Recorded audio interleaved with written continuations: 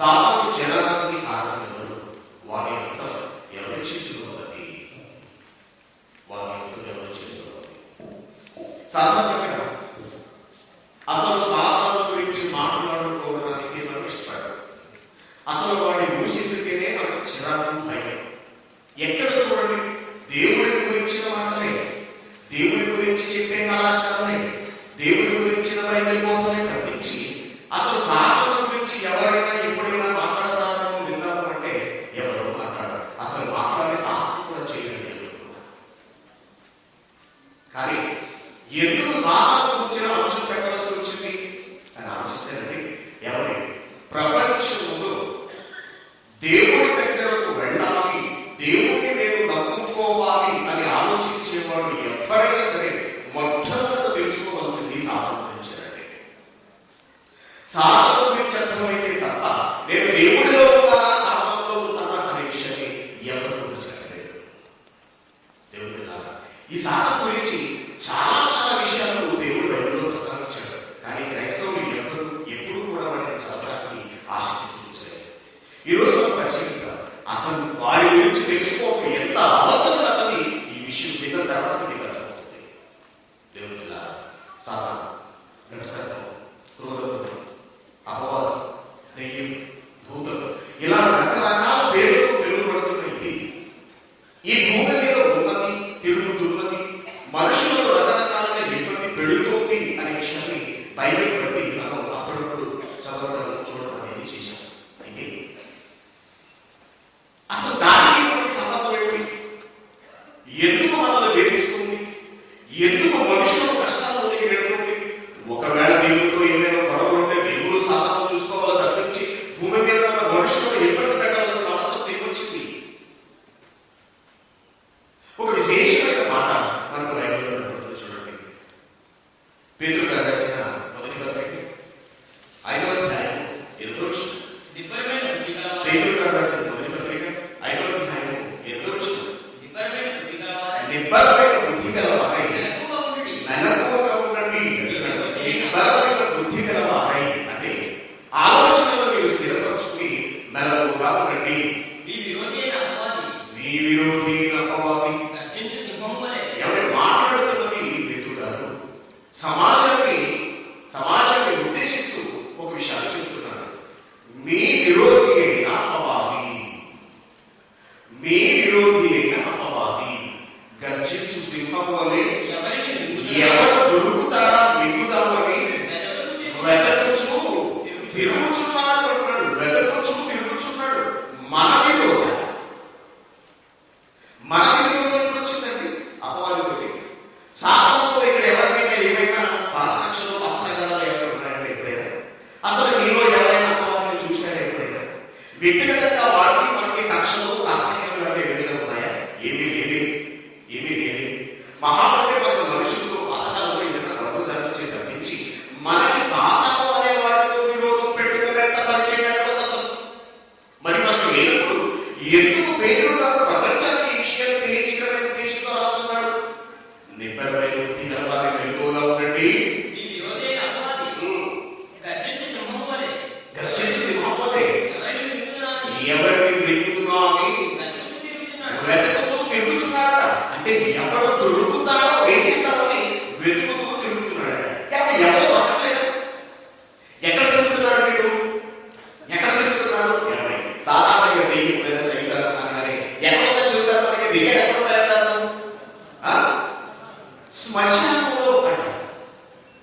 దెయ్యం ఎక్కడంటే శ్మశానం చూపిస్తారు, అక్కడ ఉంటుంది. కానీ ఎక్కడ తిరుగుతున్నాడు?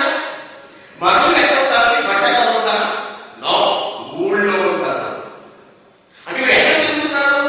ఊళ్ళో తిరుగుతున్నాడు. ఎందుకు తిరుగుతున్నాడు? ఎవడు దొరుకుతాడా? ఊళ్ళో ఎవరు లేరా? అంటే దొరుకుతున్నారా? లేదా? దొరికేస్తున్నారు. దొరికేశాడు. కానీ దొరికేశాడనే సంగతి అర్థం కాలేదండి సమాజానికి. ఎందుకు వీడు ఎందుకు మన మీద తలపెట్టాడు? ఎందుకు మనల్ని విరోధులుగా భావిస్తున్నాడు? మనిషి భావిస్తాడు. మీ విరోధి అయినా అపవాది, మనకి విరోధం ఎప్పుడు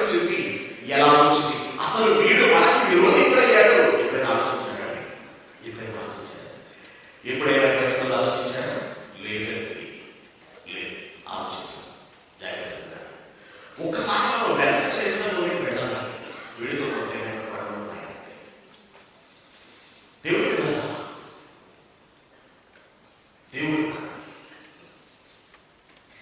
ఆయన మహాశక్తివంతుడు. ఆయన అసాధ్యమైనట్టు ఏంటిది ఎంతో ప్రేమ కలిగినటువంటి, కానీ ఆయనను బాధ పెడుతున్నది ఒక్కటేనండి. ఆయన బాధ పెడుతున్నది ఒక్కటే, ఆయన ఒంటరి వాడు. ఆయన అంటూ ఎవరు లేరండి. ఆయన మనసులో ఏమనుకున్నాడంటే, నాకంటూ ఎవరైనా ఉంటే బాగుంటుంది, నాకంటూ పిల్లలుంటే బాగుంటుంది అన్నాడండి. పిల్లలుంటే బాగుంటుంది అన్నాడు. ఎంతకాలం మీకు భద్రతగా వివరించాలి అన్నాడు. అనుకున్నది దృఢంగా ఆయన ప్రణాళికను సిద్ధం చేయడం ప్రారంభించాడు. ప్రణాళికను సిద్ధం చేయడం ప్రారంభించాడు. తన మనసులో ఉన్న కోరికను దేవుడు ఎలా బహిర్గతపరుస్తున్నాడో ఒక్కసారి చూసినట్లయితే ఎఫెసీయులకు రాసిన పత్రిక మొదటి అధ్యాయం, ఎఫెసీయులకు రాసిన పత్రిక మొదటి అధ్యాయం 4వ వచనం నుంచి చాలా జాగ్రత్తగా గమనించండి. అసలు అపవాది పుట్టుకకు గల కారణం ఏమిటి అన్నది చాలా జాగ్రత్తగా ఈ వచనాన్ని గమనిస్తే మనకు అర్థమవుతుంది. ఎఫెసీయులకు రాసిన పత్రిక మొదటి అధ్యాయం 4వ వచనం నుంచి ఎట్లా తన ప్రియులు తాను ఉచితముగా మనకు అనుగ్రహించిన తన కృపకు మహిమకు కీర్తి కలగాలని తన చిత్త ప్రకారమైన దయా సంకల్పము చొప్పున యేసుక్రీస్తు ద్వారా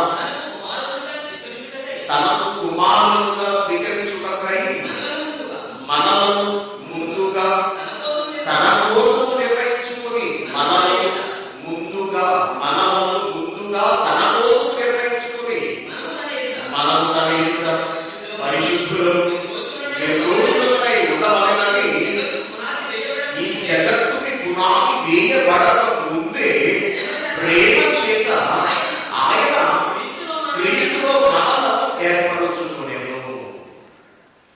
దేవుడు ఏమనుకున్నాడంటే, నాకు అనేక మంది పిల్లలు కావాలి, నా పిల్లలు ఎలాంటి వాళ్ళు అయి ఉండాలి అంటే క్రీస్తు లాంటి వాళ్ళు అయి ఉండాలి అని అనుకున్నాడు.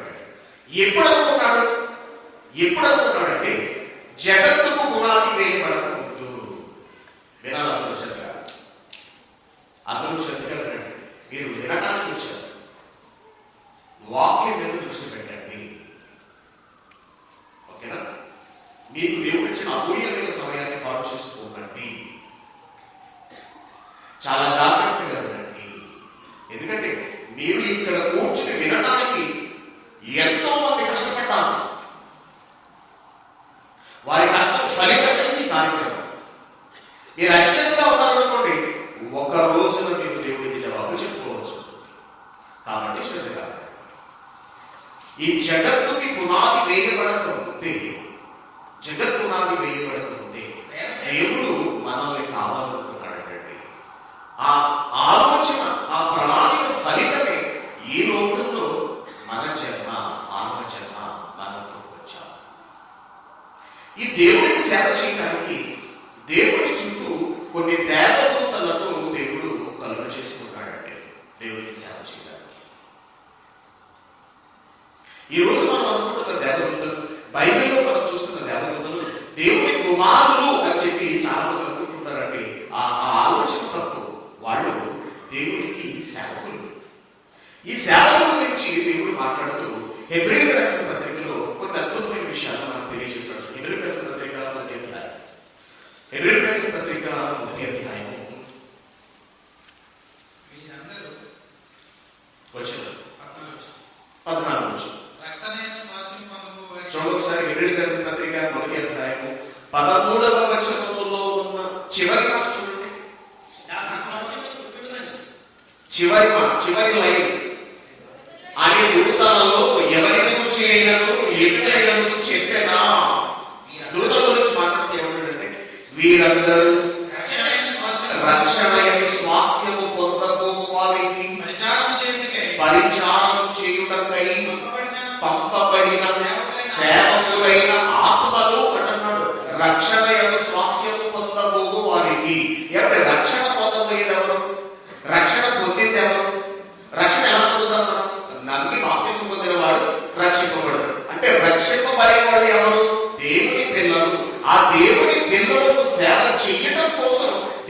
దేవదూతలను తయారు చేశాడు. మొట్టమొదట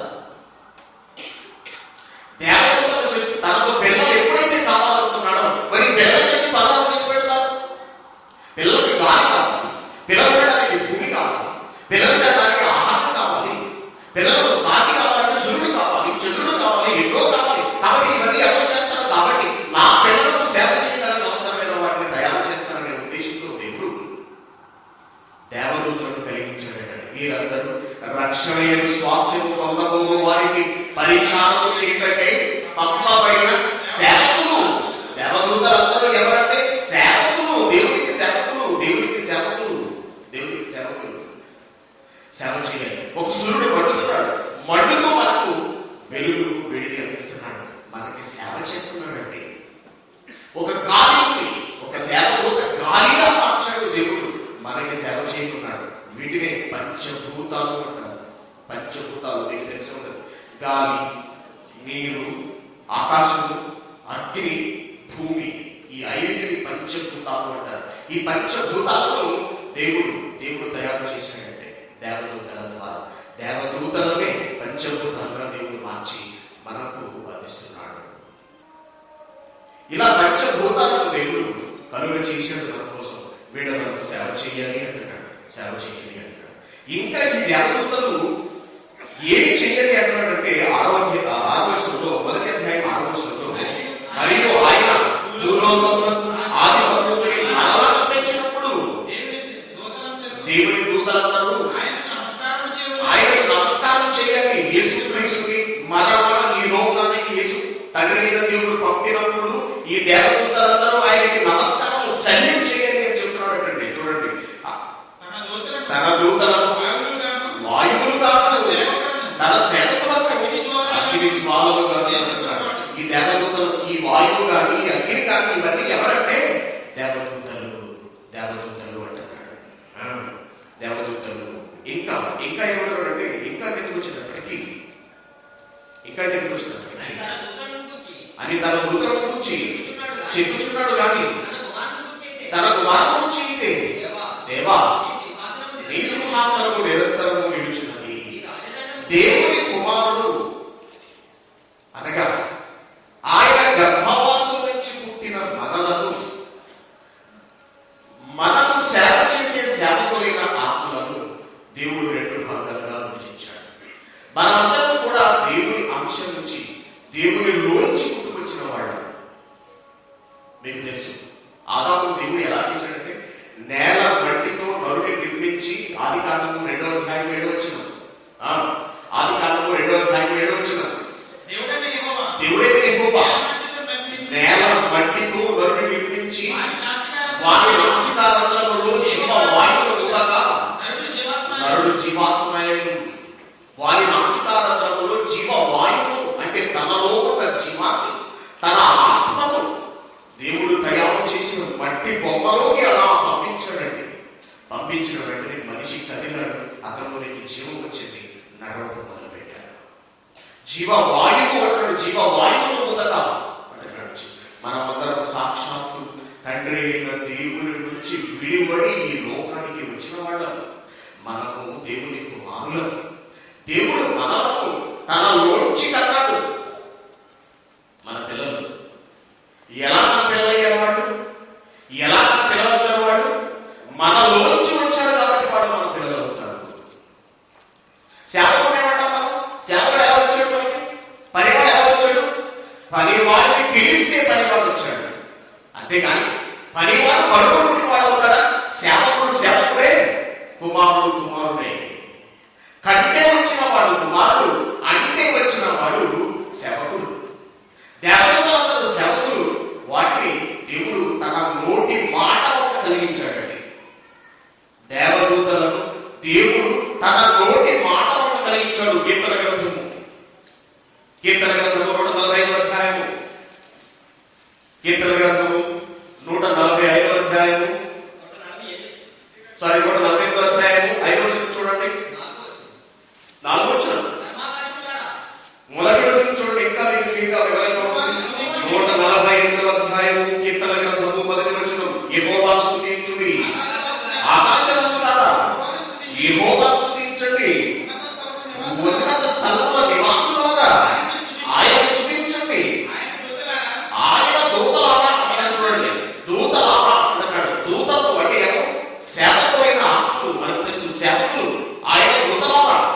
మీరందరూ ఆయన స్తుతించండి. ఆయన సైన్యములారా మీరందరూ ఆయన స్తుతించుడి. సూర్యుడు చంద్రుడు మీరు కూడా ఆయన స్తుతించండి. కార్తీక నక్షత్రాలారా మీరందరూ ఆయన స్తుతించుడి. పరమ ఆకాశము ఆకాశము పైన ఉన్న జలములారా ఆయన స్తుతించండి. యెహోవా ఆజ్ఞ ఇవ్వగా అవి పుట్టెను అన్నాడు. చూడండి, యెహోవా ఆజ్ఞ ఇవ్వగా మనిషిని ఎలా పుట్టించాడు? తనలోని జీవవాయువు ఊది మనిషిని పుట్టిస్తే దేవతను ఎలా పుట్టించాడు? దేవతతోనే నోటి మాటతో దేవతలు కలుగుగాక అన్నాడు.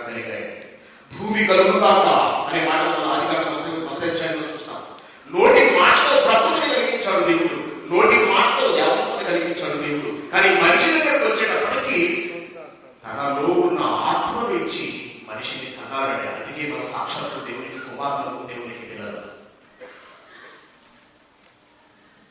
నా పిల్లలు నన్ను కావాలి అనుకున్నాడండి. నేను ఒక లోకాన్ని తయారు చేశాను, అది పరలోకం. నేను ఈ పరలోకాన్ని నా పిల్లలకు ఇస్తాను.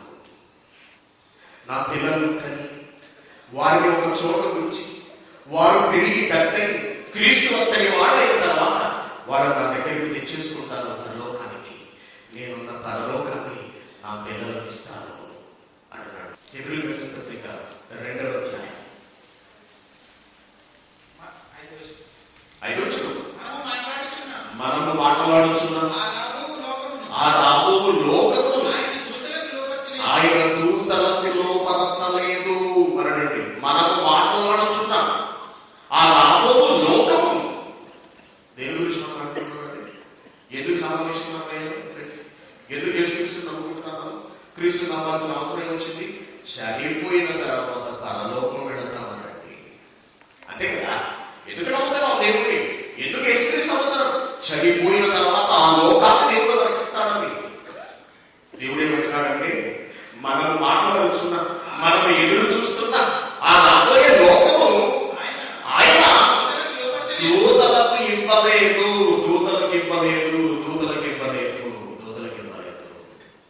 నేను ఇవ్వనంటున్నాడండి. ఎందుకు ఇవ్వడు?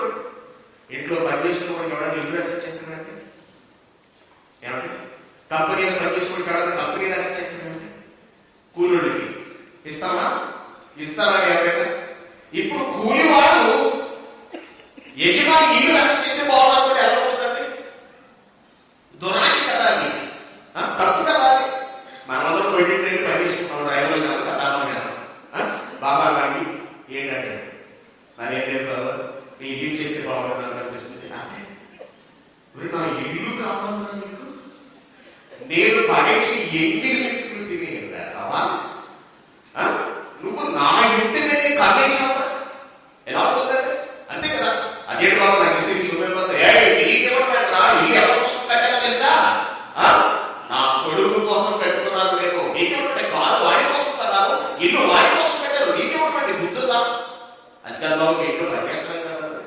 ఏంటి పని చేసి నీకు జీతం ఇస్తాం, అదే ఇల్లు ఇవ్వం, ఆస్తులు ఇవ్వం, సేవలను ఆస్తులు ఇస్తామన్నా ఇవ్వబట్టి. అందుకే దేవుడు ఏమంటున్నాడంటే, మాట్లాడుతున్న ఆ రాబోవు లోకము ఆయన దూతలకు లోపరచలేదండి. దూతలకు ఇవ్వలేదన్నట. సింహాసనం ఏమండి, మనకొక అధికారం ఉంది, ఒక హోదా ఉంది మనకి.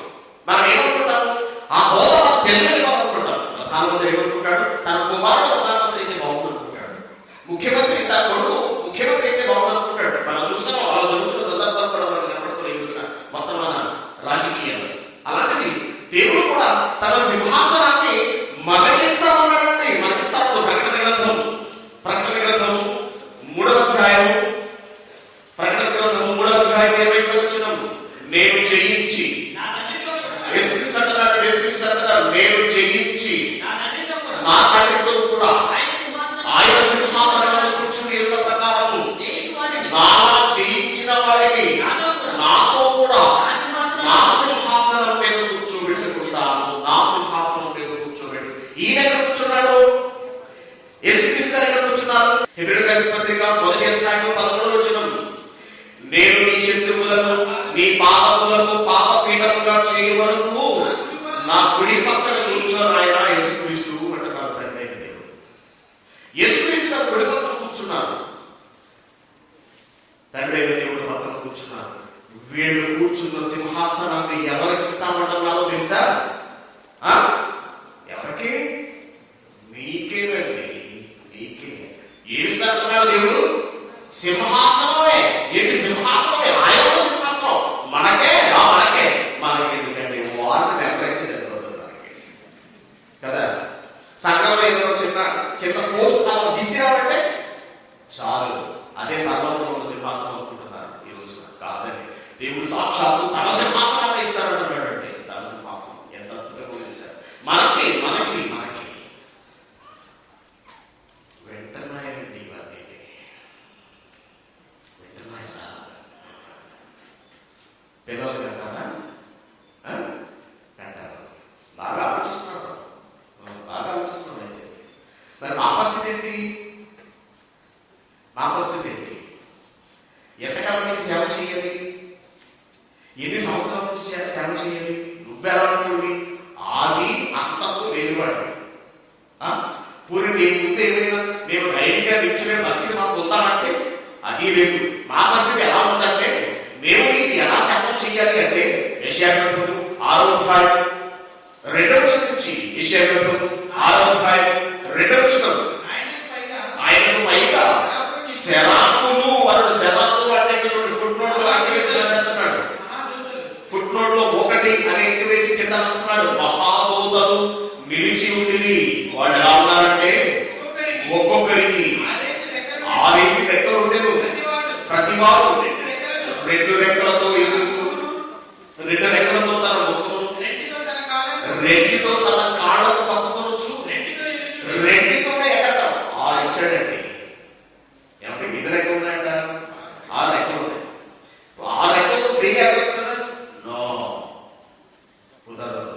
2తో ముఖాన్ని, ఎదురు ముఖాన్ని కప్పేస్తున్నాయండి. ఎవరి ముందు నిలబడతాయి? దేవుడి ముందు. ఆయన దగ్గర నుంచి వచ్చి మహాప్రకాశము వెలుగు భరించలేక కళ్ళు ఇలా మూసుకున్నాయండి ముఖాన్ని. కాళ్ళు 2తో కాళ్ళు తప్పుకున్నాయి, 2తోనే ఎగరటం. కూలర్ పండించుకోవడానికి, ఇంట్లో పండించుకోవడానికి కూలర్ అందిస్తుంది కదా. ఇంటి దగ్గర చదివించారు, పొద్దున్న వేసినట్టే జీన్స్ ప్యాంట్ టీషర్ట్ తీసుకుని వచ్చింది అనుకోండి పనికి. ఎలా ఉంటావు పెట్టండి? అమ్మకు పని చేయడం వచ్చినా, ఫ్యాషన్ షోకి వచ్చాను అంటే పనివాడు ఎలా ఉండాలి? పాత బట్టలు వేసుకుని పేదవాడిలా కనపడాలి కదా. దేవుడి ముందు ఎలా ఉండాలి? ఎవరైనా సరే దేవుడు మహాశక్తివంతుడు, మహానుభావుడు, సర్వోన్నతుడు. ఆయన ముందు ఎవరైనా వినయ విధేయతతో తగ్గింపు జీవితాన్ని గడపాలి. అలాంటి దేవుని ముందు, దేవునికి సేవ చేస్తున్న ఈ దేవతలు 2తో ఎగురుతూ, 2తో తన కాళ్ళకు, 2తో తన ముఖాన్ని కప్పుకుని దేవుని ముందు సరిగా నిలవలేక యెహోవా పరిశుద్ధుడు, పరిశుద్ధుడు, పరిశుద్ధుడు అని పరలోకము, సర్వలోకము ఆయన మహిమతో నిండి ఉన్నదని గొప్ప స్వరముతో గాన ప్రతిగానాలు చేస్తున్నారండి దేవదూతలు. ఇది మా బతుకు. నీ ముందు సరిగ్గా నిల్చునే పరిస్థితి లేదు. నీ పిల్లలు వస్తారట, వాళ్ళకి మమ్మల్ని సూర్యుడిగా పెడతామట, ఒకరిని చంద్రుడిగా పెడతామట, ఒకరిని గాలిగా పెడతామట, ఒకరిని అగ్ని జ్వాలగా మారుస్తామట. ఎంతవరకు నీకు సేవ చేస్తున్నాం, ఇక రాబోయే నీ పిల్లలకు కూడా మేము సేవలు చేసుకుంటూ బ్రతకాలన్నమాట. అంటే మరి మాకు సింహాసనం రాదా? అధికారం మాకు దక్కదా? ఎప్పటికీ మా బ్రతుకులు ఎత్తేనా? ఇలా ఈ సేవ చేసుకుంటూ, గుడికి చేసుకుంటూ బ్రతకడమేనా మేము? అది ఆలోచించుకుని ఆలోచించుకుని మదనపడిన దేవదూతలు అధికారం కోసం, సింహాసనం కోసం దేవుడి మీద తిరగబడ్డారండి. దేవుడి మీద తిరగబడ్డాయి. అది చేసిన కుట్ర ఎలా ఉందో ఒకసారి చూస్తే ఆశ్చర్యపోతాం. దేవుడు చెబుతున్నాడు చూడండి. యెషయా గ్రంథము 14వ అధ్యాయము, యెషయా గ్రంథము 14వ అధ్యాయము, యెషయా గ్రంథము 14వ అధ్యాయము 12వ వచనం, తేజో నక్షత్రమా, వేకువ చుక్క, నువ్వు ఎలా ఆకాశం నుంచి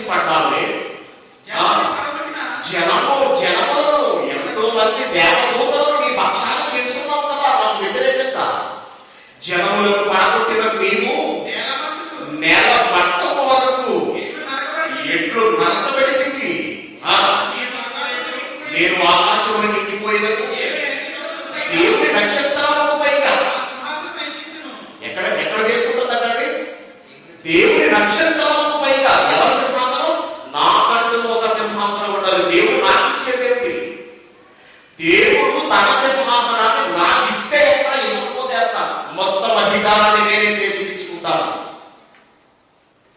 నక్షత్రములకు పైగా నా సింహాసనమును హెచ్చిందును, ఉత్తర దిక్కున సభాపర్వతం మీద కూర్చుందును, మేఘ మండలం మీదకి ఎక్కుదును, మహోన్నతితో నన్ను నేను సమానునిగా చేసుకుంటును అంటాడు. మహోన్నతితో దేవునితో సమానంగా ఉండాలని కోరుకుందండి దేవదూత. ఒక దేవదూత సమానంగా ఉండాలని కోరుకుంది. పసిపెట్టాడు వెంటనే దేవుడు అని నీవు నీ మనస్సులో అనుకుంటుంది కదా. దేవుడికి తెలుసు కదండి ఎవరి మనస్సులో ఏం ఆలోచించుకుంటున్నారో దేవుడికి తెలుసు సమస్తం. నీ మనస్సులో అనుకున్నావు కదా, అంతే వెంటనే పడుతున్నాడు దేవుడు. వెంటనే యుద్ధ ప్రకటించాడు. ప్రకటన గ్రంథము 12వ అధ్యాయము 7వ వచనం. అంతట పరలోకమందు యుద్ధము జరిగెను. పరలోకమందు యుద్ధము జరిగెను. మిఖాయేలు అతని దూతలను ఆ ఘట సర్పముతో యుద్ధము చేయమని మేము తిరిగాని ఆ ఘట సర్పమును దాని దూతలను యుద్ధము చేసి గాని గెలవలేకపోయారటండి. ఓడిపోయింది దేవుని సైన్యాల చేతిలో. దేవుని సైన్యాధ్యక్షుడైన మిఖాయేలు చేతిలో చావు దెబ్బతి.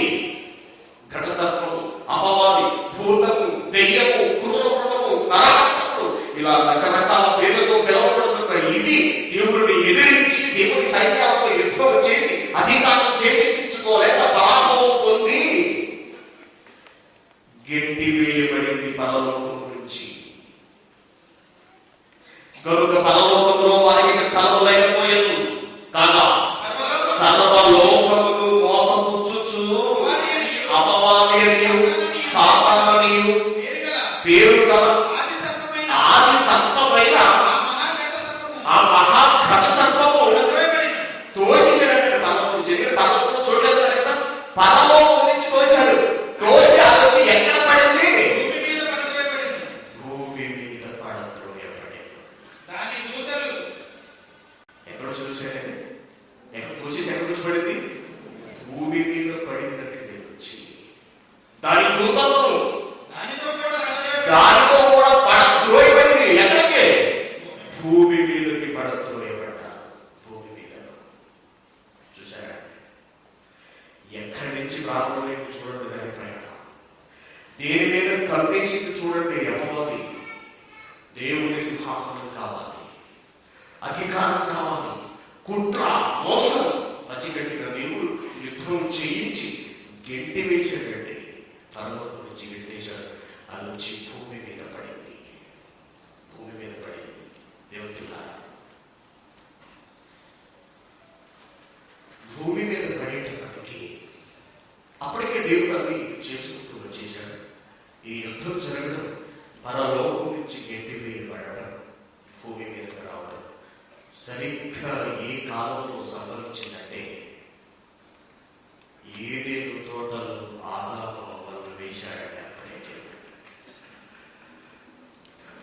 విడిచిపెట్టాడు. దాన్ని వచ్చిందండి, అమ్మ దగ్గరికి వచ్చింది.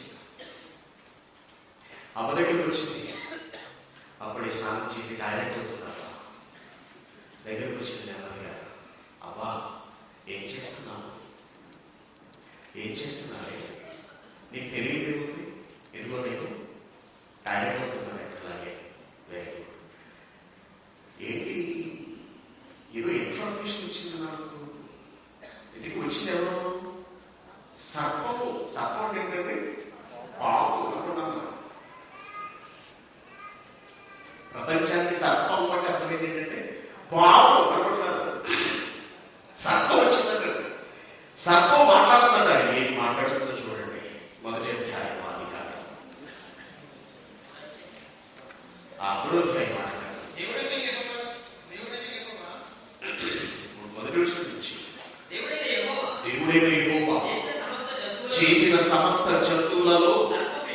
సర్పము యుక్తి గలదై ఉండేను. అది ఆ స్త్రీతో ఏంటిది నిజమా? ఈ మాట అన్నాడు దేవుడు.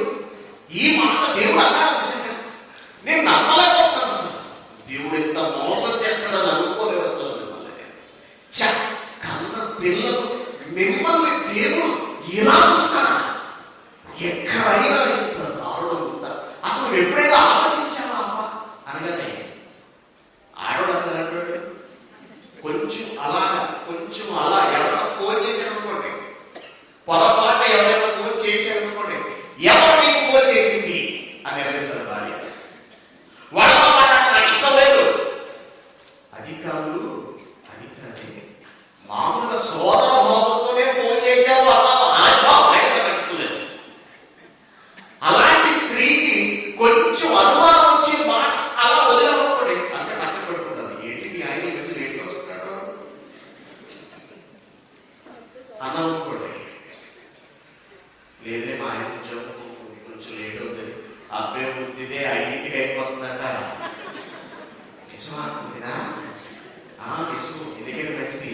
బట్టలు ఒకసారి వాసన చూడు, మళ్ళీ వాసన అంతేనండి. అంతే స్టార్ట్ అవుతుంది అన్నమాట. అది స్త్రీ సాక్షి. వీడు ఏం చేశాడు? ఎక్కడ కొట్టాలో అక్కడ కొట్టాడండి. ఇంట్లో కొట్టాడు. ఇంట్లో కొడితే భర్త పరిస్థితి ఎలా ఉంటుంది? ఇంటి పో ఏదైతే సామెత ఉంటుందంటే ఇంటి పోరు ఏ పోరైనా ఉండొచ్చు కానీ ఎల్లారి పోరు మాత్రం ఉండకూడదంట. ఎలా కట్టించి అలా వదిలేడు. సామాన్ వదిలేటప్పటికి భర్త ఇంటికి వచ్చాడు. ఇదే చేసింది అమ్మగారు. ఏం చేశారు? తినేసిన పట్టు. ఇప్పుడు ఏం చేయాలి? భర్త చేత తినిపించాలి. భర్త తెల్లలేదనుకోండి దేవుడు తోలు తీసేస్తాడు. కాబట్టి తలా పాపం ఎలా పెరిగిన సాగిపోతాం. తప్పు చేసిన అమ్మ ఆదాము చేత కూడా తప్పు చేయించింది. ఈ తప్పు జరగడానికి కారణం ఎవరో తెలుసా అండి? సాతాను. నాకు దగ్గర సింహాసనం నీ పిల్లలకు నువ్వు ఇస్తానంటున్నావు కదా, చూసుకో. ఎవడు వస్తాడో చూస్తాను పరలోకం. ఈ భూమి మీద నీ కొడుకుగా పుట్టిన వాడు ఒక్కడు కూడా పరలోకానికి నేను రానివ్వను సవాల్ చేసేటువంటి వాడు దేవుడితోటి. ఒక్కడు కూడా పరలోకం రాడు. చూడు నేను ఎలా మాయ చేస్తానో. ఆ రోజు నుంచి ఈ రోజు వరకు ప్రపంచంలో సాతాను మాయ ఏ మనిషికి కనపడటం లేదండి. ఏ ఒక్కడికి కూడా. సాతాను ఉందంటే సాతాను ఏదో దెయ్యం అనుకుంటున్నాను. దెయ్యం పెట్టడం అంటే ఎవరో జుట్టు విరగోసుకోవడం, పిచ్చి పిచ్చిగా కేక వేయడం, తెల్లచీర పెట్టుకోవడం, మల్లెపూలు పెట్టుకోవడం, జుట్టు విరగోసుకుని రాత్రులు చివరిలో నడిచి పెట్టడం అనుకుంటున్నారు. నో. ప్రపంచానికి దెయ్యం పట్టేసింది కొన్ని వేల సంవత్సరాల క్రితమే. మనిషి ఆలోచనలోకి వెళ్ళిపోయింది. బ్రతుకు మీద ఆశ పుట్టించింది మనిషికి. ఈరోజు మనిషి బ్రతుకుతున్నాడు ఎవరి కోసం? తన కోసం బ్రతుకుతున్నాడు. తన కోసం, తన కుటుంబం కోసం, తన ఇల్లు కోసం, తన పిల్లల కోసం. నువ్వు బ్రతుకోండి. నువ్వు బ్రతకాలంటే నువ్వు పని చేయాలి. నువ్వు కష్టపడి పని చేయి. నువ్వు పని చేయాలంటే నీకు చదువు కావాలి. ఎన్నో సైన్సులు పుట్టించింది, ఎన్నో చదువులు పుట్టించింది. ఈ రోజున ఆలోచించండి దేవుడి పిల్లలు. ఎన్ని రంగాలు పుట్టుకొచ్చేసి చూశారు, ఎన్ని రకాల పనులు పుట్టుకొచ్చేసి చూశారు, ఎన్ని వ్యాపారాలు వచ్చేసాయి మనిషికి, ఎన్ని కళల్లో అని పేరుపడాడు మనిషికి. 66 కళలండి. ఒక్కొక్కడికి ఒక్కొక్క కళ, ఒక్కొక్కడికి ఒక్కొక్క ఆలోచన, ఒక్కొక్కడికి ఒక్కొక్క పిచ్చి. ఒకరికి పాటలు తెప్పించి, ఒకరికి డాన్సులు తెప్పించి, ఒకరికి క్రికెట్ తెప్పించి, మరొకటి రాజకీయాలు, మరొకటి పదవీ వ్యాపారం, మరొకటి డబ్బు సంపాదన. ప్రపంచంలో ఏ ఒక్కడిని విడిచిపెట్టక ప్రతి మనిషి మనస్సుని ఆనహించి ప్రతి ఒక్కరిని తన గుప్పెట్లో పెట్టుకొని ఆడిస్తున్నాడు అపవాది. ఈ ప్రపంచానికి పట్టేసింది దయ్యం. అర్థం కావడం లేదండి. తెలుసుకోవట్లేదు ఈ సమాజం. డబ్బు పిచ్చి. ఎవరికి చూడండి, డబ్బు పుట్టిన దగ్గర నుంచి డబ్బు గురించి ఆలోచన, తెల్లవారు లేచిన దగ్గర నుంచి డబ్బు గురించి ఆలోచన. మనిషి బ్రతుకుతున్నది డబ్బు కోసం. డబ్బు లేకపోతే జీవితమే లేదు అనే స్థితికి మనిషిని తీసుకువెళ్ళిపోయింది. ఎవరైనా కలిగిన డబ్బే. ఆలోచించండి ఏం జరుగుతుందో అసలు ఈ ప్రపంచంలో. ఎటు చూసిన హత్యలు, దారుణాలు, మరణ కారణాలు. పరిశుద్ధమైన దేవుని ఆలయమైన ఈ మానవ దేహాన్ని బాంబులతో చంపుతున్నాడు, కత్తులతో తెగ నరుకుతున్నాడు. ఎవరు జరిగిస్తున్నారు ఇదంతా? సాతాను.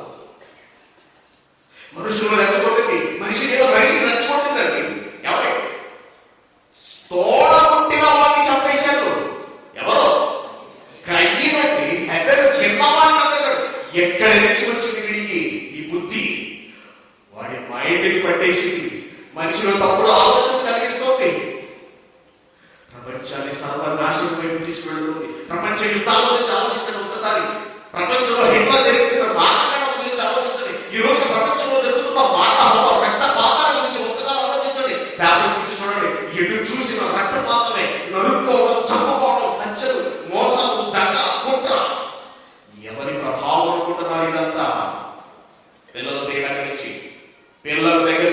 కూర్చోబెట్టుకోండి.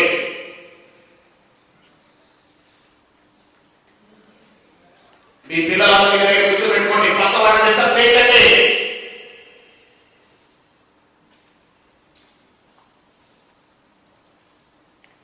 సోమరావు గారు మీ పిల్లల దగ్గర కూర్చోబెట్టుకోండి.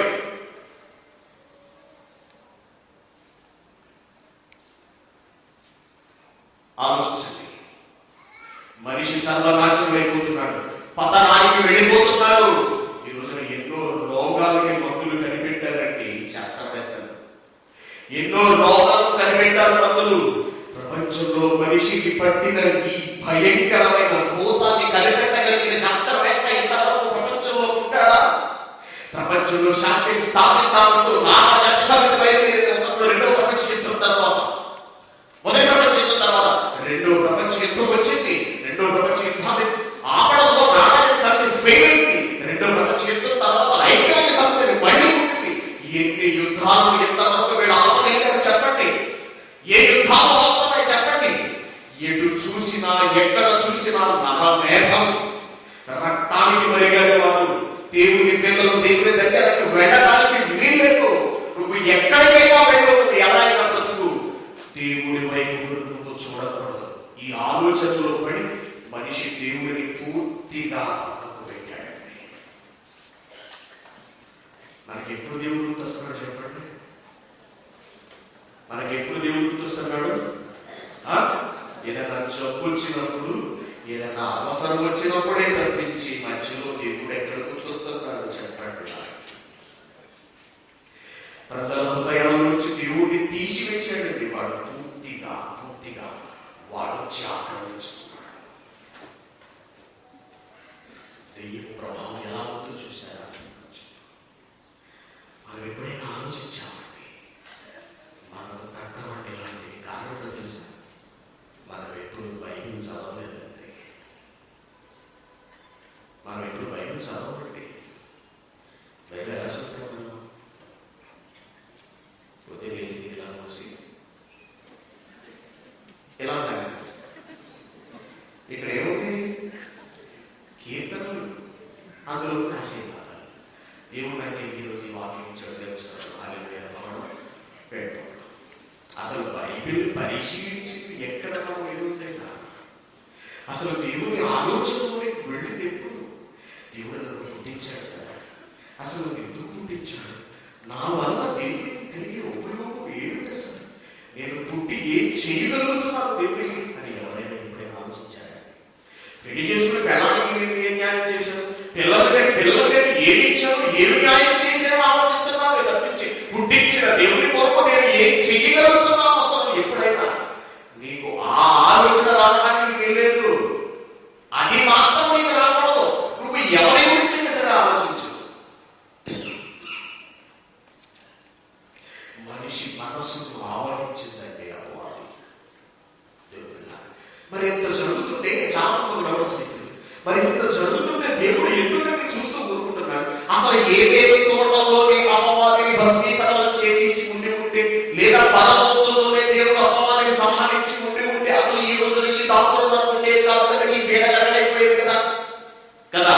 అసలు ఎంతవరకు ఆకాల్సిన అవసరం ఏమొచ్చింది? ఎందుకు అలా జరుగుతుంది? అసలు దీనికంటే దేవుడు ఆలోచన ఏమేమిటి అని మనం ఆలోచిస్తే, అసలు వీడు ఎప్పుడు ఈ లోకం నుంచి వెళ్ళిపోతాడు, ఎప్పుడు మనకు పీడ వెరగవుతుందని మనం ఆలోచిస్తే దేవుడు ఒక విచిత్రమైన మాట మనకు బైబిల్ కనిపిస్తుంది. విచిత్రంగా ఉంటుంది, చాలా విచిత్రంగా ఉంటుంది. ఒకసారి చూడండి. దశలోనికి రాసిన 2వ పత్రిక 2వ అధ్యాయము 7వ వచనం. మైక్స్ పనిచేయం కదండి, these mics are not working. 2వ దశలోనికి రాసిన 2వ పత్రిక 2వ అధ్యాయము 8వ వచనం. అప్పుడు ఆ ధర్మ విరోధి బయలుపరచబడును, ప్రభువైన యేసు తన నోటి ఊపిరి చేత వారిని సంహరించి తన ఆత్మ ప్రకాశం చేత వారిని నాశనం చేయును అన్నాడు. అమ్మాయ, ఇక్కడ మనకు ఒక విషయం అర్థమైందండి. ఈ సాతాను గారి పీడ ఎప్పుడు విరగడైపోతుందంటే, ప్రభు రెండవ రాకడలో తన నోటి ఊపిరి చేత అపవాదిని సంహరిస్తాడు. వినాలి చక్కగా, చదివండి. అపవాది పుట్టుకకు కారణం ఎవరో చూసాం ఇంతవరకు. అపవాది పుట్టడానికి కారణం ఎవరు?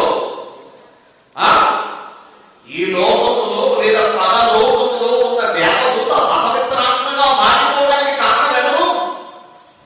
మనమేనండి. ఆయన పిల్లలమైన మనమే. మనల్ని పుట్టిస్తారని ఎప్పుడైతే అనుకున్నాడో, పరలోకం మనకి ఇస్తారని ఎప్పుడైతే దేవుడు మనసులో అనుకున్నాడో, బయట పెట్టాడో, సమమా విషయాన్ని తిరగబడిపోయాయి దేవదూతలు కొంతమంది. అవే సాతానుగా మారాయి. అంటే సాతాను పుట్టడానికి కారణం మనమే, దెయ్యం పుట్టుకకు కారణం మనమే. మరి వీడి అంతం ఎలా ఉంటుంది అని దేవుడు చెప్తున్నాడంటే, చెప్పండి, అప్పుడు ఆ ధర్మ విరోధి బయలుపరచబడును, ప్రభువైన యేసు తన నోటి ఊపిరి చేత వాడిని చంపుతాడు, తన ఆగమన ప్రకాశం చేత వాడు నాశనం అవుతాడు అన్నాడు. అంటే యేసుక్రీస్తు రెండవ రాకడలో ఆయన వచ్చే ఆ వెలుగుతో ఆయన వచ్చి ఉఫ్ఫని ఊదితే నోటి ఊపిరి చేతే అది మండి భస్మమైపోతుంది అన్న విషయం తెలియజేశాడు. ఇంకా మాట్లాడుతూ ఏమంటాడంటే, దేవుడు ఇంకా మాట్లాడుతూ కొరింథీయులకు రాసిన మొదటి పత్రిక దాని అర్థం ఎలా ఉంటుంది అని ఆలోచిస్తున్నాం. దాని అర్థం ఎలా ఉంటుంది? కొరింథీయులకు రాసిన మొదటి పత్రిక 15వ అధ్యాయం 22వ వచనం. కొరింథీయులకు రాసిన మొదటి పత్రిక 15వ అధ్యాయం 22వ వచనం. ప్రతివాడు తన వరుసలోనే బ్రతికింపబడును. ప్రతివాడు తన వరుసలో బ్రతికింపబడును. ప్రథమ ఫలము క్రీస్తు. క్రీస్తు వచ్చినప్పుడు ఏం జరుగుతుందో చెబుతున్నాడు. తరువాత క్రీస్తు వచ్చినప్పుడు ఆయన వారు బ్రతికింపబడుదురు. అటు తరువాత ఆయన సమస్తమైన ఆధిపత్యమును, సమస్తమైన అధికారమును, బలము కొట్టివేసి తన తండ్రి అయిన దేవునికి రాజ్యమును అప్పగించును. అప్పుడు అంతము వచ్చును. అధికారాన్ని కొడతాను అంటున్నాడు, బలాన్ని కొట్టేస్తాను అన్నాడు. ఎవరి బలం ఇది? సాతాను బలాన్ని కొట్టేస్తాను నా రెండవ రాకడలో. తన నోటి ఊపిరి చేత సంపాదిస్తాడు యేసుక్రీస్తు రెండవ రాకడలో. అంటే మనలను బట్టి ఆవహించిన ఈ అపవాది చావాలి అంటే క్రీస్తు ఈ లోకానికి రావాలన్నమాట. Very good. ఆలోచించండి. ఇక్కడి నుంచి చాలా జాగ్రత్తగా వినాలి. వారి అందరూ ఎవరి చేతిలో ఉందో మనకు అర్థమవుతుంది. వారి మరణం ఎలా సంభవించబోతుందో మనకు తెలుస్తుంది. జాగ్రత్తగా వినండి. వాడు చావాలి అంటే యేసుక్రీస్తు ఈ లోకానికి రావాలి. Very good.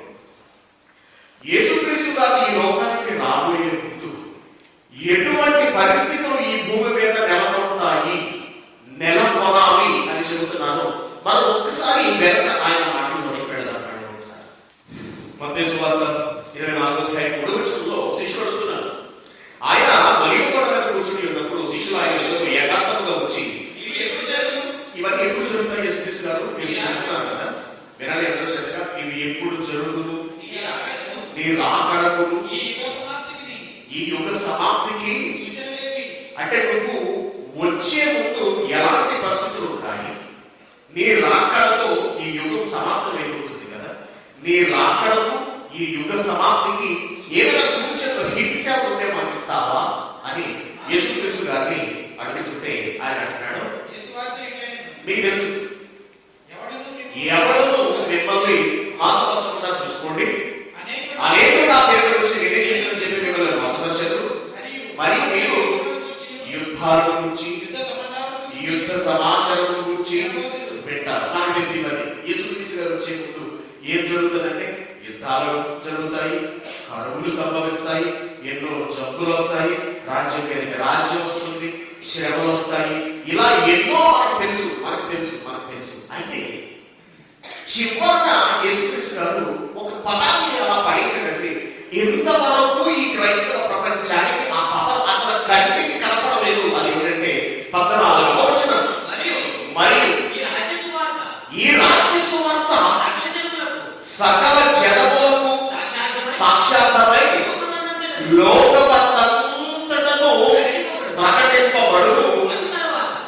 తరువాత అంతం వస్తాయి. ఈ రాజ్య సువార్త సకల జనులకు సాక్ష్యంగా లోకమంతా ప్రకటింపబడాలి. ఆ తర్వాత ఏం జరుగుతుంది అంటే అంతం జరగాలి అంటే ఎవరు రావాలి? అంతం జరగాలి అంటే ఎవరు రావాలి? యేసుక్రీస్తు గారు రావాలి అంతే కదండి. ఆయన వచ్చిన తర్వాత అంతం జరుగుతుంది. Very good. ఆయన రావాలి అంటే ఏం ప్రకటించబడాలి? ప్రపంచం అంతా ఏ సువార్త ప్రకటించబడాలి? రాజ్య సువార్త ప్రకటించబడాలి. చాలా జాగ్రత్తగా గమనించండి. Very good. మరి రాజ్య సువార్త ప్రకటన జరుగుతుందిగా ఈ రోజు ఎక్కడ చూసినా. కువైట్ అనే ఒక ఇస్లాం కంట్రీ. వాక్యం చెప్పుకుంటున్నాము లేదా? చక్కగా మనకు మాలియాలో ఒక ప్లేస్ ఇచ్చారు. అక్కడ అందరూ ప్రార్థన చేసుకున్నారు. అక్కడ సువార్త ప్రకటన జరుగుతుంది. అది కాక మంతగా ఒక ప్రేసెస్ ఉన్నాయి మనకు తెలుసు. ప్రతి మంతకాలం ఇస్లాం కంట్రీలోనే ఇంత ఉధృతంగా సువార్త జరుగుతుంది. మనమే బహిరంగంగా సువార్త చేసుకుంటున్నాం. ఏమండి? ప్రపంచంలో ఎన్ని క్రిస్టియన్ ఛానల్స్ ఉన్నాయి మీరు ఒకసారి ఆలోచించండి. కొన్ని వందల క్రిస్టియన్ ఛానల్స్ ఒక్క ఆంధ్రప్రదేశ్లో మనకి ఎన్ని ఉన్నాయి? కొత్తలో శుభవార్త ఇది వచ్చింది, తర్వాత ఆరాధన, రక్షణ చాలా వచ్చేసింది. ఇప్పుడు భారతదేశంలో కూడా సువార్త ప్రకటన చాలా ఎక్కువగా పెరిగిపోయిందంటే మనకు తెలిసి పల్లెటూరులో వీధికి 3 చర్చలు ఉంటాయి. 3 పెద్ద పెద్ద శబ్దాలు స్పీకర్లు పెడతారు. మనకు తెలుసు జరిగేది. మరి ప్రపంచంలో ఇస్లాం దేశాలలో సహా సువార్త ప్రకటించబడుతున్నప్పుడు, ప్రపంచంలో అంతా యేసుక్రీస్తు ఎవరో తెలిసినప్పుడు, అందరికీ సువార్త చెబుతబడుతున్నప్పుడు ఇంతవరకు యేసుక్రీస్తు ఎందుకు రాలేదు ఈ లోకానికి? కదా కదా ఆలోచించవచ్చు. అవునా? ఎక్కడ చూసినా సువార్త అందుతున్నప్పుడు, ప్రపంచంలో ఉన్న ప్రతి భాషలోకి సువార్త వెళ్ళిపోయినప్పుడు యేసుక్రీస్తు గారు ఎందుకు ఎంతమంది రాలేదు? సువార్త ప్రకటింపబడుతుంది. అది ఏ సువార్త తెలుసా? అది రాజ్య సువార్త కాదు. సువార్తలో 2 రకాలు ఉన్నాయండి. బోధించే ప్రతి సువార్త రాజ్య సువార్త కాదు. దాని పేరే మరి ఒక సువార్త అంటాడు. గలతీయులకు రాసిన పత్రిక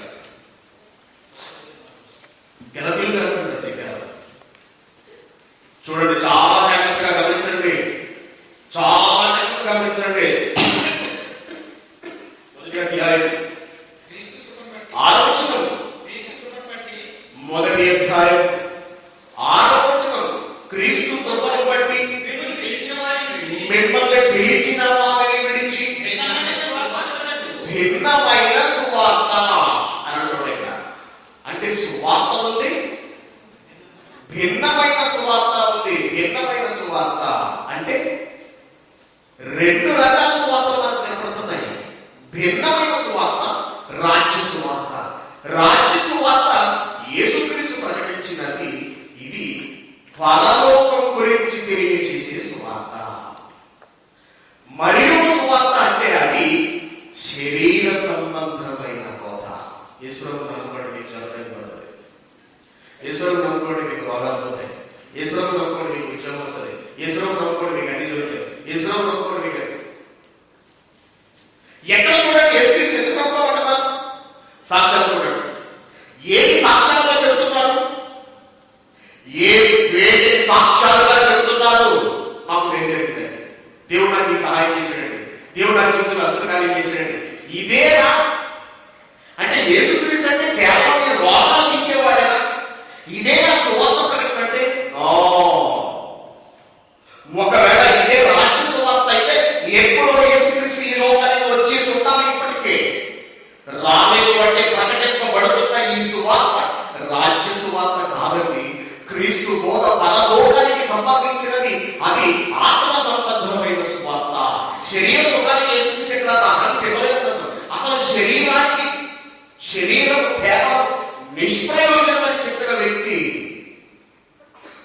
స్వస్థ చేసుకుంటూ ఎందుకు వెళ్ళాడు అంటే ఆ రోజుల్లో ఏదో చేస్తే తప్ప, జరిగితే తప్ప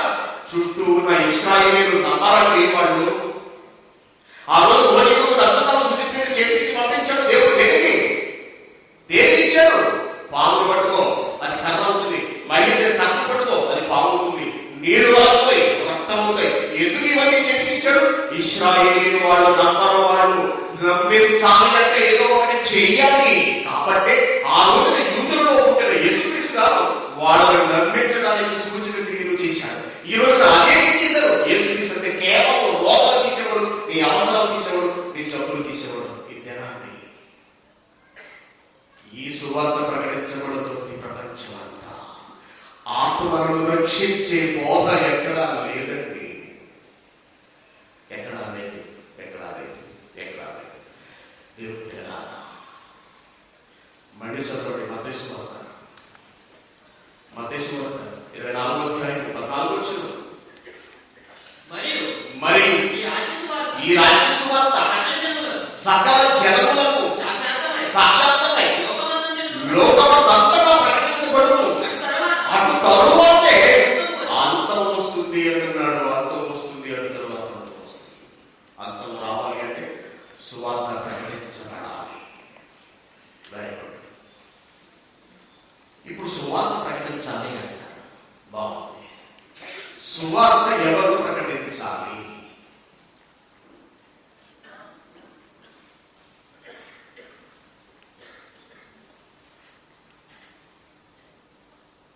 సువార్తను ప్రకటించాలి.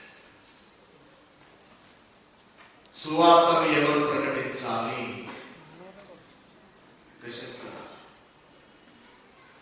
మీకు తెలియదండి, సువార్త ఇస్లాం సహోదరులు ప్రకటించాలి కదా, హైందవ సహోదరులు సువార్త ప్రకటించాలి.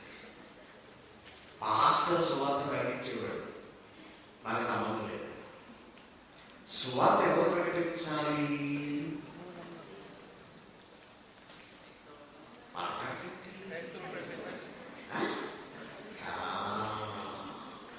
ఎక్కడో మిస్ కొడతాం చూసారా ఈ వచనం చూస్తుంటే మనకి కదా, ఎక్కడో తప్పుతుంది గాడి. ఒక అద్భుతమైన మాటను ప్రయోగిస్తున్నా చూడండి. ఆదికాండము, ఒకసారి మనం ఆదికాండం దగ్గరికి వెళ్ళాం. ఆదికాండము 3వ అధ్యాయం. ఆదికాండము 3వ అధ్యాయం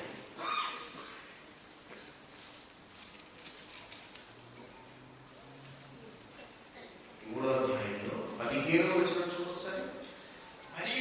మరియు నీకును స్త్రీకిని నీ సంతానములకును ఆమె సంతానములకును వైరము కలుగజేసింది. ఎవరితో మాట్లాడుతున్నాడు దేవుడి మాటను? ఎవరితో మాట్లాడుతున్నాడు? ఏదైనా తోటలో సాతాను ఆదాము అవ్వల చేత పండు తినిపించేసిన తర్వాత 1 by 1 శాపాలు ఇచ్చుకుంటూ వస్తాడు దేవుడు. మొట్టమొదట సాతాను దగ్గరికి వచ్చాడు. కానీ దేవుడు ఏమన్నాడంటే, నీకును స్త్రీకి నీ సంతానములకు ఆమె సంతానములకు వైరం కలుగజేసేదను. అది నిన్ను తల మీద కొడుతుంది. ఏది నిన్ను తల మీద కొడుతుంది? స్త్రీ సంతానము అంటే ఎవరు? ప్రపంచ మానవాళి. స్త్రీ సంతానము నిన్ను తల మీద కొడుతుంది. నువ్వేం చేస్తావు? దానిని మడమ మీద కొట్టుతావు. ఇది చదివి మనోడు ఎవరంటే, ఆదాము అవ్వలు మోసం చేసిన సర్పం అంటే పాము కదా. పాము మనం ఎక్కడ చదువుతాము? తల. పాము మనం ఎక్కడ తెలుస్తుంది? అబ్బాయి ఎంత కరెక్ట్గా చూసారు. కరెక్ట్గా అంటున్నాడు దేవుడు ఎక్కడ తేడాడు కదా. ఏంటి పాము? పాముతో మాట్లాడుతున్నాడు దేవుడు. పాము గురించి మాట్లాడుతున్నాడు అంటే దేవుడు సాతానుతో మాట్లాడుతున్నాడు. సాతానుతో ఏం చెప్తున్నాడంటే, నువ్వు వారి మడిల మీద కొడతావు అన్నాడండి. సాతాను మనల్ని ఎక్కడ కొట్టాడంటే, మడమ మీద కాలిలో కొట్టాడండి. నడిచేవాడు కాలు పడేసుకోండి, వాడు నడుస్తాడా? నడవడండి. మాట్లాడడానికి వెళ్ళడు వాడు, నడవడు వాడు. నడవకూడదు, మనుషులు నడవకూడదు. ఎక్కడికి నడవకూడదు? ఎక్కడికి నడవకూడదు? రోమీయులకు రాసిన పత్రిక 10వ అధ్యాయము 15వ వచనం. రోమీయులకు రాసిన పత్రిక చాలా జాగ్రత్తగా గమనించండి. రోమీయులకు రాసిన పత్రిక అధ్యాయము 15వ వచనం. ఇందు విషయమై ఉత్తమమైన వాటిని గుర్చిన సువార్తను ప్రకటించు వారి పాదములు ఎంతో సుందరమైనవి. కాళ్ళు గురించి మాట్లాడుతున్నాడు దేవుడు, పాదాల గురించి మాట్లాడుతున్నాడు ఏంటండి? ఎవరు సువార్త ప్రకటించే వారి పెదవులు సుందరమైనవి. సువార్త ప్రకటించే వారి కళ్ళు సుందరమైనవి. బాగున్నాయి. సువార్త ప్రకటించే వారి పాదాలు సుందరమైనవి ఏంటండి? ఎప్పుడైనా ఆలోచించారా? అసలు ఎప్పుడైనా ఈ వచనం చదివారండి? ఎప్పుడైనా చదివారా? మనం చదవండి. నిన్ను కాపాడువాడు నువ్వు మాత్రం నిద్రపో. నువ్వు చర్చికే నిద్రపో, ఆయన మాత్రం నీ కోసం కంటి మీద గురువు లేకుండా ఆయన చూసుకుంటున్నాడు. మడమ పాదం సుందరం ఏమిటండి? ఇంతకీ దేని విషయంలో సుందరమాట? ఉత్తమమైన సువార్తను ప్రకటించు వారి పాదములు అంటున్నాడు. సువార్త ప్రకటించడానికి వెళ్ళే వారి పాదములు సుందరములు. సువార్త ప్రకటించడానికి వెళ్ళాలి, సువార్త ప్రకటించడానికి వెళ్ళాలి. ఎందుకు వెళ్ళాలి? ఎందుకు వెళ్ళాలి? మార్కు సువార్త 16వ అధ్యాయము 15వ వచనం. మార్కు సువార్త 16వ అధ్యాయము 15వ వచనం. మీరు సర్వలోకమునకు వెళ్ళి సర్వ సృష్టికి సువార్తను ప్రకటించండి చెప్పాడు యేసుక్రీస్తు గారు. మీరు సర్వలోకానికి వెళ్ళి, ఎవరితో చెప్తున్నాడు ఈ మాట? తాను తిరిగి వెళ్ళిపోతూ అపోస్తలులతో చెబుతున్న మాట ఇది. మీరు సర్వలోకానికి వెళ్ళి చెప్పండి అన్నాడు. వాళ్ళు వెళ్ళి చెప్పారు. వాళ్ళతో ఇంకా ఏమన్నాడంటే యేసుక్రీస్తు, ఈ మాట కేవలం అపోస్తలులతో మాత్రమే చెప్పింది అనుకుంటారేమో. మత్తయి సువార్త 27వ అధ్యాయము, మత్తయి సువార్త 28వ అధ్యాయము 19వ వచనం. కాబట్టి మీరు వెళ్ళి సమస్త జనులను శిష్యులుగా చేయండి. తండ్రి యొక్కయు కుమారుని యొక్కయు పరిశుద్ధాత్మ యొక్కయు నామములోనికి వారికి బాప్తిస్మం ఇచ్చుచును. నేనేం చెప్పానో గమనించండి. నేనేం చెప్పానో మీరు వెళ్ళి వాళ్ళకి చెప్పండి అన్నాడు. నేనేం చెప్పానో మీరు వెళ్ళి వాళ్ళకి చెప్పండి. నేను మీకు ఏం చెప్పాను? నేను నీకు ఏ వాక్యం ఇచ్చాను? సర్వలోకానికి వెళ్ళి సర్వ సృష్టికి సువార్త ప్రకటించు. నువ్వేం చెప్పాలి వాళ్ళకి వెళ్ళి? వాళ్ళకి కూడా నువ్వేం చెప్తావంటే మీరు కూడా దేవుని జ్ఞానాన్ని నేర్చుకుని సర్వలోకానికి వెళ్ళి సర్వ సృష్టికి సువార్తను ప్రకటించండి అంటే ఇప్పుడు నాకు అర్థమైపోయింది. ప్రతి క్రైస్తవుడి విధి ఏమిటి? సువార్తను ప్రకటించడం. సువార్త ప్రకటిస్తే ఎవరు వచ్చేస్తారు? యేసుక్రీస్తు గారు వచ్చేస్తారు. యేసుక్రీస్తు వచ్చేస్తే అంతం వస్తుంది. యేసుక్రీస్తు రాకతో ఎవరు నాశనం అయిపోతారు? ఎవరు భస్మమైపోతారు? ఎవరు బూడిదైపోతారు? అపవాది బూడిదైపోతుంది. తాను ఈ భూమి మీద బ్రతకాలి అంటే, చావు తెచ్చుకోకుండా కలకాలం ఈ భూమి మీద ఉండాలి అంటే యేసు రాకూడదు. యేసు రావాలి అంటే సువార్త ప్రకటన జరగాలి. యేసు రాకుండా ఆగాలి అంటే సువార్త ప్రకటన ఆగాలి. సువార్త ప్రకటించకూడదు ఎప్పుడు కూడా. కాబట్టి ఏం చేసిందంటే అపవాది మడమ మీద కొట్టిందండి. క్రైస్తవుల మడమ మీద కొట్టింది. సువార్త ప్రకటించడానికి వెళ్తున్నామా?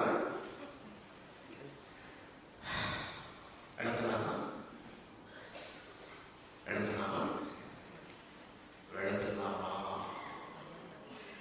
మరి ఎక్కడికి వెళ్తున్నాం? పొద్దున్న లేచి 6 గంటలకు లేచి డ్యూటీ. ఇంటికి వచ్చేసాం. ఇంటికి వచ్చిన తర్వాత మళ్ళీ ఇంటి దగ్గర అయితే సినిమా, షికారు. ఈ పాదాలు దేని కొరకు నడుస్తున్నాయి? పుట్టినప్పటి నుంచి చచ్చిపోయేంత వరకు ఈ కాళ్ళు, ఈ పాదాలు దేని కొరకు పరుగులు పెడుతున్నాయి? బ్రతుకు కాలం అంతా మన కష్టము, మన ఇల్లు, మన పిల్లలు, మన సంపాదన, మన ఆస్తులు, మన జీవితాలు, దీనికోసం ఈ కాళ్ళు పరుగులు పెడుతున్నాయి. ఈ చేతులు పనిచేస్తున్నాయి, ఈ కళ్ళు చూస్తున్నాయి, ఈ పెదవులు కదులుతున్నాయి, ఈ నాలుక మాట్లాడుతోంది తప్పించి ఏనాడైనా దేవుడు చెప్పిన ఈ బైబిల్ నుంచి 4 మాటలు తీసుకుని లోకానికి వెళ్ళి చెబుతామన్న ఆలోచన అసలు ఎప్పుడైనా ఎవరికైనా కలిగిందా?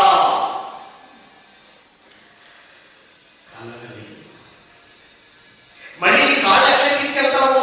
వారానికి ఒకసారి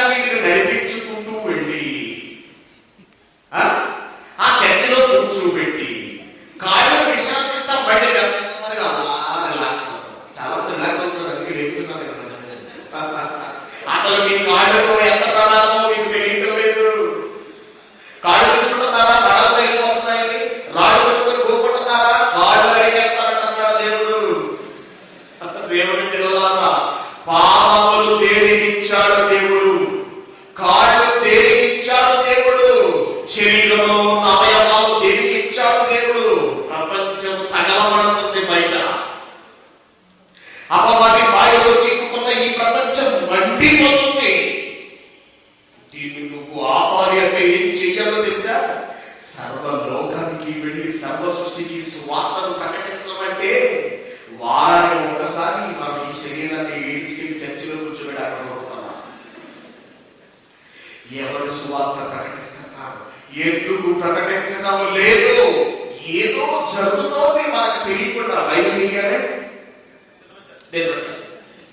రాత్రి బైబిల్ చదువు కూర్చోటా కాసేపు బయట పెరుగుతారు అని అడిగారు. చర్చికి రాకుండా ఏంటండి ఏం జరుగుతుందండి?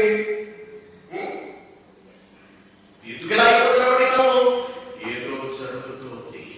అది సాతాను మాయ, అదే అపవాది తంత్రం. దేవుని పిల్లల, అది ఈ భూమి మీద శాశ్వత కాలం బ్రతకాలి అంటే నువ్వు సువార్త ప్రకటించకూడదు. నీ పాదాలు సువార్త ప్రకటన నిమిత్తం కదలకూడదు. అసలు బైబిల్లో ఏముందో తెలియకూడదు ఎవరికి. అందుకే ఏం చేసిందంటే కొరింథీయులకు రాసిన 2వ పత్రిక చూడండి, 4వ అధ్యాయం 4వ వచనం. దేవుని స్వరూపి అయిన క్రీస్తు మహిమను కనపరచు సువార్త ప్రకాశము వారి కన్నులకు ప్రకాశింపకుండు నిమిత్తము ఈ యుగ సంబంధమైన దేవత అవిశ్వాసులైన వారి మనోవ్యక్తములకు గొడ్డితనము కలుగ చేసిన. అసలు బైబిల్లో సువార్తను ప్రకటించాలి, ఇది క్రైస్తవుని ప్రథమ విధి అనే సంగతి ప్రపంచంలో ఎప్పటికీ తెలియదు. దేవుడు ఎందుకున్నాడంటే అసమర్థించడం అనుకున్నారు. నా రాజ్యం ఏమని ఎవరో ఆలోచించలేదు. ఎంత దారుణం అండి, ఎంత దారుణం. అందుకేనండి లేఖనాల పరిశోధన సదస్సు. అందుకే లేఖనాల పరిశోధన సదస్సు పరిశీలించలేదు ప్రపంచం ఎంతవరకు లేఖనాలను తమకు తెలిసిందే నిజమనుకుంటుంది.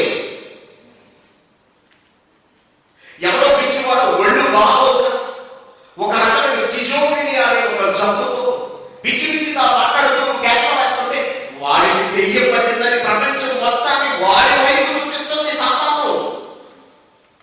ప్రపంచంలో ప్రతి మనిషిని ఆరాధించి దేవుడి గురించి ఆలోచించనివ్వక, దేవుడి గురించి బ్రతకనివ్వక, సువార్తను ప్రకటించడానికి బయటకు వెళ్ళనివ్వక ప్రతి మనిషిని మడల మీద కాలు వేసిందండి.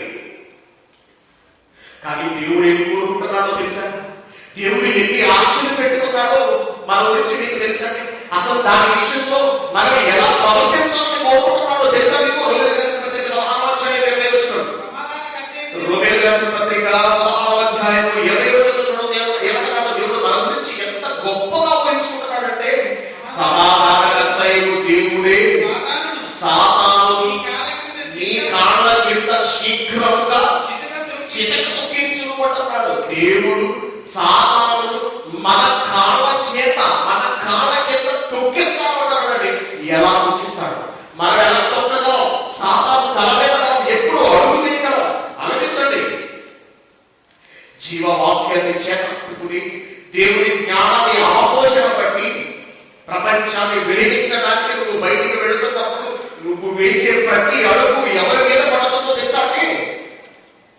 సాతాను తల మీద పడుతుంది.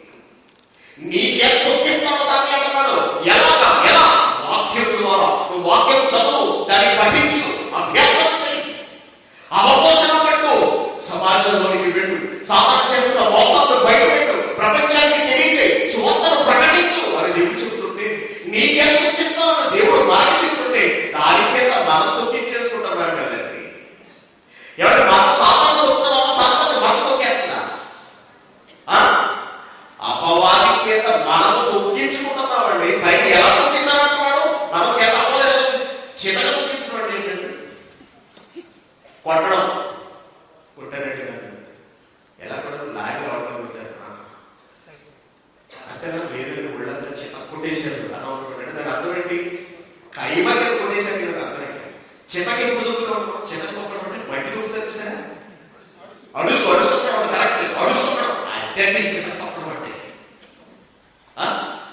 అలా తొక్కాలి అని దేవుడు మనకిచ్చాడంటే అవకాశం. అపవాదిని చంపడం దేవుడు క్షణంలో మనకి మందు పెట్టగలడు ఆయన. కానీ నువ్వు చంపాలి అనుకున్నాడు.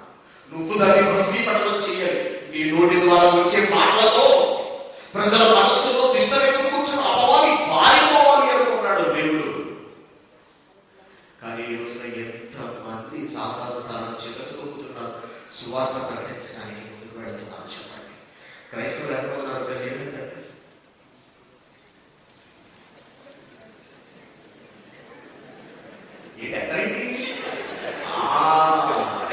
చెబుతున్నారా? సువార్త ప్రకటిస్తున్నారా? సువార్తను ప్రకటిస్తున్నారా? లేదండి. సువార్త ప్రకటన బాధ్యత మంది కాదనుకుంటున్నామండి. చర్చికి వెళ్ళి ఒకసారి కూర్చొని ఒక గంట కూర్చొని వచ్చేసి సరిపోతుంది అనుకుంటున్నామండి. అయితే వారికి ఒకసారి తినరా? వారికి ఒకసారి తినండి, వారికి ఒక గంట సేపు పడుకోండి, వారిలో ఒక గంట పని చేయండి, వీళ్ళని వచ్చేందుకు ఒక దినాలు తీసుకోండి. ఈ ప్రతి విషయంలో మీకు లేకే దేవుడి విడిచిపెట్టండి. వాళ్ళలో 60 రూపాయలు చేయడం తెలుసు, ప్రతిదాన్ని జాగ్రత్తగా లెక్క పెట్టుకోవడం తెలుసు. మరి దేవుడి కొరకు సువార్తను ప్రకటించమండి. దేవుడి పిల్లలా ఆలోచించండి. మనల్ని ఇంట్లో కూర్చోబెట్టడానికి సాతాను వేసిన ఎత్తే మనల్ని సువార్త ప్రకటనకు బయటకు వెళ్ళనివ్వడం. నువ్వెక్కడికైనా వెళ్ళిపోలేదు, నువ్వు ఎక్కడికి వెళ్తావు వెళ్ళు, లోపడతావు. నువ్వు సువార్త మాత్రం ప్రకటించడానికి. ఒకవేళ నువ్వు ప్రకటించిన ఏ సువార్త ప్రకటించాలి? మరి సువార్త. యేసుప్రభు నిన్ను కాపాడతాడు, నీ ఆరోగ్యం ఇస్తాడు రా, యేసుక్రీస్తు నీ రోగం కుదురుస్తాడు రండి, యేసుక్రీస్తు నీకు ఉద్యోగం ఇస్తాడు రండి. ఇది ఏ కదండి ఎక్కడ చూసినా నేను అన్యాయం మాట్లాడుతున్నాను. నిజం చెప్పాను. ఎవరిని ఒకరిని తిట్టడం అనేది మాకు ఇష్టం లేదండి. పాస్టర్లు తిట్టేస్తున్నాను, లేదా దగ్గర గారు బోధకులు తిట్టేస్తున్నాడు కాదండి. మేము చేస్తున్న ఈ పోరాటం మనుషులతో కాదు. గమనించాలి మీరందరూ, ఈ దేశంలో ఉన్న వాళ్ళందరూ కూడా, ఈ దేశంలో ఉన్న బోధకులు అందరికీ చెబుతున్నాను. మేము చేస్తున్న ఈ సువార్త ప్రకటన, మాట్లాడుతున్న ఈ మాటలు, చేస్తున్న ఈ ధర్మ పోరాటం మీతో కాదు. మిమ్మల్ని ఆవహించిందండి ఒక శక్తి. దాని నుంచి మిమ్మల్ని కూడా బయటికి తీసుకురావాలన్నదే నా తాపత్రయం అండి. సంఘాలు విడగొట్టడం ఉద్దేశం కాదండి. ఎవరిని కూడా దయచేసి మీ సంఘాలు మానేసి నా దగ్గరికి రండి. ఎవరికి దయచేసి మీ సంఘాలు వదిలేసి నా దగ్గరికి రండి. వచ్చి నేర్చుకుని మీ సంఘాలకు వెళ్ళిపోవడానికి చెప్తాను ఎప్పుడు కూడా. మీరు ప్రతి ఒక్క చర్చలకు వెళ్ళండి, ఇక్కడికి వచ్చి దేవుని జ్ఞానం నేర్చుకోండి, ఈ సంఘాలకు వెళ్ళండి. దేవుని గురించి బ్రతకమని చెబుతామండి, దేవుని గురించి ఆలోచించమని చెబుతాం, తప్పుడు బోధన చేయమని చెబుతాం. మీకు తెలియదా? No problem. అందరికీ అనే విషయం తెలియాల్సిన అవసరం లేదు. దేవుని జ్ఞానం అందరికీ అర్థం కాకపోవచ్చు, నో ప్రాబ్లం. తెలియకపోవడం తప్పేది కాదండి, తెలుసుకోకపోవడం తప్పు. ఒకరు చెబుతున్నా వినకపోవడం తప్పు. మీకు తెలియదా? నేను నేర్పిస్తాను. అందరికీ ఆహ్వానం పొందుతున్నారు. ప్రతి ఒక్కరికి చెప్పని వెళ్ళి బోధకులు మీ సంఘంలో ఉన్న వారందరికీ కూడా ఉచితంగా దేవుని జ్ఞానాన్ని నేర్పించడానికి కువైట్లో సురేష్ సిద్ధంగా ఉన్నాడు. బోధకులందరికీ కూడా వెళ్ళి చెప్పండి, బోధకులు నేర్చుకోవాలని చెప్పండి. నిజమైన జ్ఞానాన్ని బోధించడానికి దేవుడికి లెక్క అప్పచెప్పుకోవాల్సి ఉంటుందంటే ఒక రోజు, లేకపోతే బోధకులారా దేవుడు మిమ్మల్ని నిలదీస్తాడు. మీరు చేస్తున్నది రాజ్య సువార్త, మరియు సువార్త తెలుసుకోండి.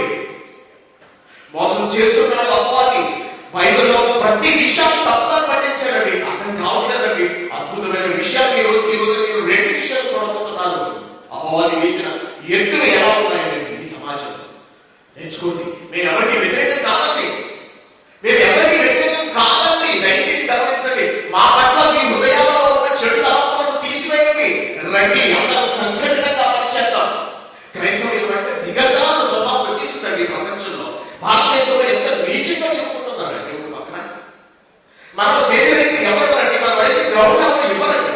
అంతవరకు నేను కోవిడ్లో ఎవరు అనుభవిస్తున్నారండి? ఎవరు ఇవ్వట్లేదండి. అనుభవిస్తే అలాగే కేకలు ఉంటారు. నా హంగామాకు ఎవరికి అడ్డంలో ఎందుకు ఈ పరిస్థితి తెచ్చుకోవాలి? ఇదా దేవుడు చేయమని చెప్పింది బైబిల్లో కాదండి. దేవుడు బైబిల్లో గురించిన మహాజ్ఞానం వేరు, ఈ ప్రపంచానికి అర్థమయ్యేది వేరు. అర్థం కాకుండా చాలా తెలివిగా ఈ యుగ సంబంధమైన దేవత అవిశ్వాసమైన వారి మనోనేత్రములకు గుడ్డితనం కలుగ చేసేసింది. దేవుని మహాజ్ఞానాన్ని అర్థం కాకుండా చేస్తుంది. అందుకే ఆలోచించండి, నేర్చుకోండి, బైబిల్ పఠించండి, దేవుని మహాజ్ఞానాన్ని. మీకు అర్థం కావడం ఎలా? రండి, నేను నేర్పిస్తాము.